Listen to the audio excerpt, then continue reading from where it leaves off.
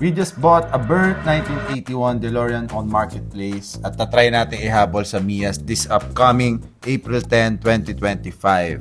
So yung lumang engine, napakaraming kailangan palitan at napakaraming kailangan orderin. So bukod sa matagal, tingin ko hindi siya magiging roadworthy dito sa Pilipinas. So titirik na tayo ng titirik. So ngayon, mas magandang approach siguro, try natin siya yung engine swap. So ito, nakabaklas yung engine.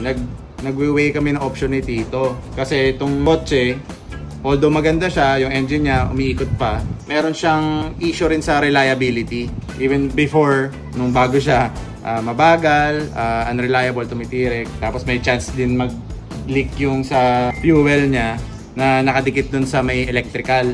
Isang option na pinag-uusapan namin ni Tito is reliable, yung madadala natin kahit saan. Tapos yung parts, madali i-order or meron dito locally.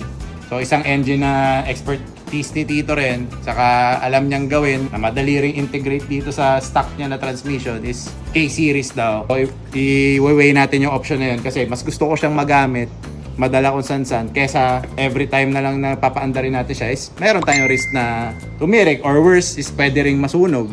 Para sa betterment nito ni DeLorean, weigh natin yung option na yun. No? Magka-canvas na kami ng engine and transmission na hindi pala, no? Integrate lang natin dun sa ano. Baka nyo yun.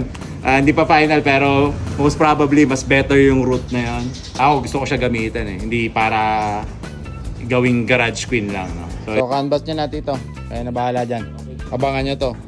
Engine swap. The first ever K-Series DeLorean in the Philippines. So, Forbes Capital Customs. Sa tingin nyo guys, naabot ba to? Follow for more.